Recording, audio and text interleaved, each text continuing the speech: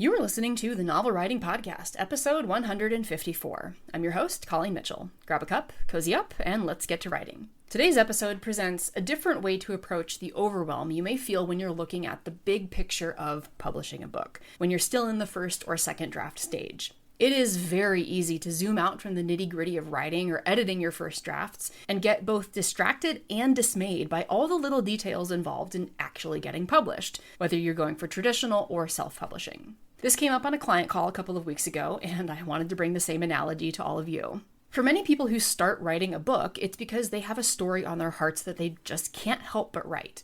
A certain percentage of those people also see the success that some authors are having and decide they want to publish too, or they just want their story to reach as many people as possible. My motivation to publish was to get my story out there. It was never and still isn't to make money, though when I get a check from Ingram Spark for 21 cents, it always makes me chuckle. But whatever your motivation for publishing is, once the realization hits that it's a long process no matter which route you take, it's very, very easy to keep getting distracted and dismayed by the enormity of the road in front of you. And that's where the college analogy comes in. It's most applicable to those of you who either are in or have been through college, but if you haven't, stick with me. I went to school for mechanical engineering.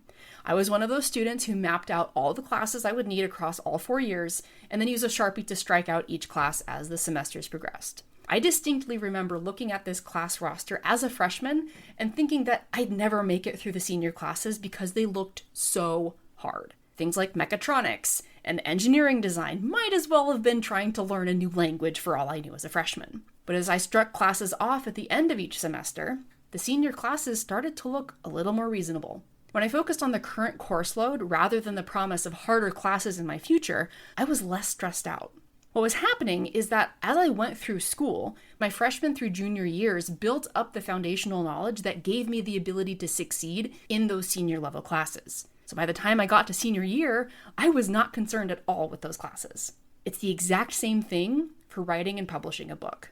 If you're in the first or second draft stage of your first book, you are a freshman. You don't have the skills or the knowledge or the foundation to even start worrying about the senior level classes, of actually going through the querying process for traditional or overall the self-publishing process. As you work through your drafts and your edits, as you start to dip your toe into hiring professional editors or handing your book to critique partners or simply Googling how to query an agent, you are slowly working your way up to the senior classes of publishing a book. Imagine for a moment that you were dropped into the situation you're desiring without having the foundation to support it. Like, what if at this very moment, an agent out of the blue contacted you asking for your full manuscript and instantly wanted to publish you?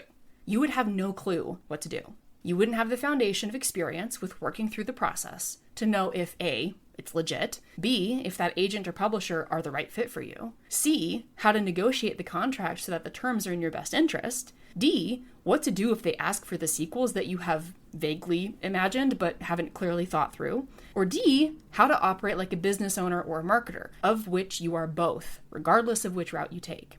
The point is that when you start feeling stressed and demotivated, whenever you're looking at the gap between your freshman or sophomore self and the seniors who have it all figured out, refocus on your current class. No one else is on your journey, so the only way you lose is by measuring yourself against someone who is further along than you.